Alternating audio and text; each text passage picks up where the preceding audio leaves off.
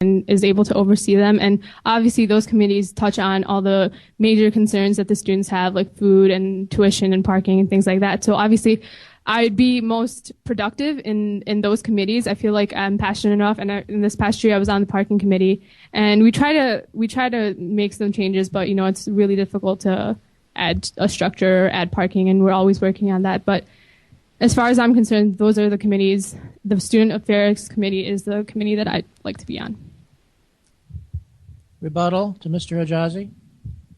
The committee that I would like to be on would be the parking lot committee. And the reason I say this is because people don't realize, but we do have enough parking spots on this campus. It's just that people are parking in the same spots. They're parking in front of Castle, they're parking in front of the library, and they're parking in front of the UC. One of the things that we came up with would be, what if we implement a policy where freshmen were to park in the parking structure?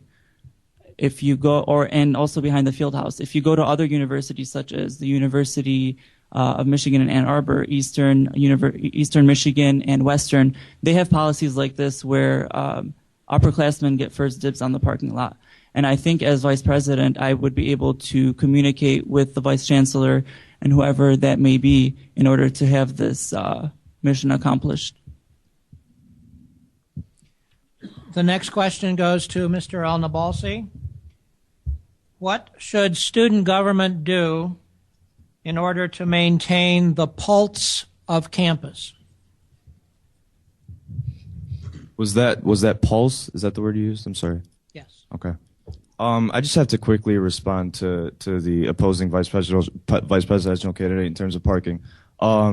Let's say you were a freshman, and let's say every single day as a freshman, you parked in the parking structure. You parked behind the field house every single day. And now you want to mandate that freshmen park in a certain place just because they're freshmen? Go tell a freshman that, see what they think about it. Go try and implement that. See how you're going to implement that. I promise you, we've done our research. That's not something that can happen. In terms of the pulse of the university, now I assume that goes along the lines of student life and that. So the way I would answer that is Maize and Blue, in addition to policy change, and we have been talked about because of this, we have a huge foundation in student life. And so a lot of the things that we've done in the past when we were in office, Salsa Week, Rock the Vote Week, registering 900 voters, bringing legislators, we had some assistance with the Republican National Debate that we brought here. All of these things that we brought onto campus is something we brought because we incorporate student life. We're at every orientation. We're at every RSO fair, just so students know that we're there and this is what we're about, and we want to integrate student life with this university. Rebuttal to Mr. Berry. Can you repeat the question, please? What should student government do in order to maintain the pulse of campus? One of the things I've done this year, particularly, I took on 2 dormant organizations, American Red Cross and Bioethics Society. We recruited 78 members, about 43 of which are active, raised $1,700 for the earthquake victims in Haiti, put on a blood drive last week, set unprecedented numbers for people who donated. My experience as a president, I think, goes a long way, not to mention Sammer's experience as the director of clubs and organizations. Beyond that, I would like to rebuttal your rebuttal in terms of the freshman parking situation. I went to Central Michigan University for a year. One of the policies they had was my dorm room was a mile away from the freshman parking lot, and my dorm room was 2 miles away from my first classroom. Now, walking from the structure to your biology class, I don't think is, beyond anything that a freshman is willing to do. Same thing on the other side of campus with the field house to Castle. I don't think that's anything that a freshman is going to complain about. We're talking about 3 blocks tops.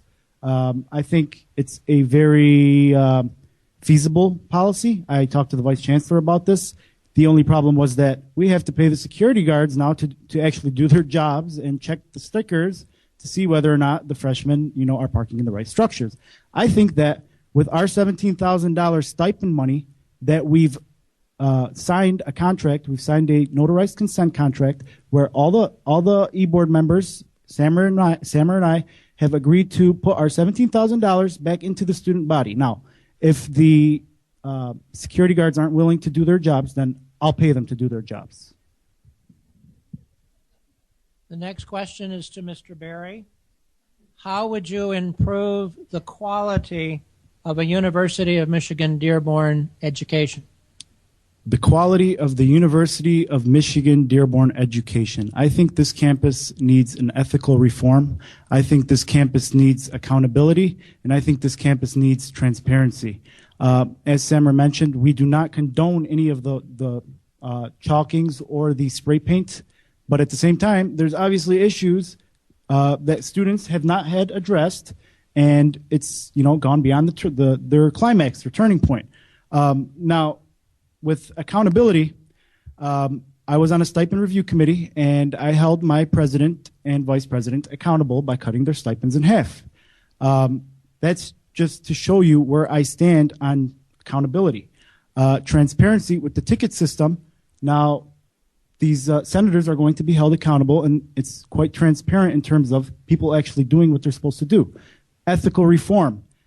We passed a resolution this term, which I was the author of, in which my opponent failed to show up on the day of the resolution where it was being passed. There was a flat tire. We passed a resolution called on the Board of Regents to look into the investments of this university, whether or not they're ethical. And I think this campus needs some sort of ethical reform. Rebuttal to Mr. Al-Nabalsi. Thank you. On the issue of stipends, again, every year, the other party says, we're not going to accept our stipends, we're not going to accept our stipends, we're not going to accept our stipends. This year, the current vice presidential candidate accepted that stipend. The current presidential candidate was on the board and initially did say that they shouldn't accept their full, but then went ahead and they accepted their full stipend. And now they're saying, hey, we're not going to accept our stipend. Now, I believe the question was on the quality of education. So I'm not sure how tickets and whatever the response was, relates to that. My answer to that is, when we were in office, every single university board had a student seat. Every single university board had a student that was on there and understood exactly what was going on in every sector of this university. We have to challenge administration to enforce the feedback on faculty assessments. So every semester when you fill out your feedback and it goes to the administration, we want to make sure that the administration is looking at that and they're maintaining the issues that we bring up with those assessments. And also we need admissions to maintain their standards. And so to improve the quality of UMD education, you don't focus on, the internal politics of student government. You focus on assessing these professors, having student input in their faculty, in their professors, and every aspect of this university. Thank you. The next question is to Ms. Chowdhury. If you only had a minute to speak to University Chancellor Dr. Daniel Little, what would you say? I would ask him about the tuition increases. Obviously, he says, to touch on what Monir just talked about, the increase in, the academic, I'm sorry, I can't even word this properly, but he talks about increase in tuition for better academics. But then here we are with $1 million marquee and spending money on extreme PETA across the street without student input, things like that. We're spending money on things that are not really necessary. With the whole 50th anniversary, we have these marquees, we have these boards up. Are these going to stay up? We could have saved money on that. We could have books reserved in the library where students don't have to pay $50 for books at the bookstore, things like that. Like little things like that we could do to save money. And the budget transparency. The budget is not transparent with the SAO. So obviously we don't know where this money is being appropriated for programs where, for example, Blueprints, they get $90,000 appropriated to them with only 3 graduates from the program. So these things we need to cut back on and look at where we're putting this money and use it wisely. I yield. Rebuttal to Mr. Hijazi.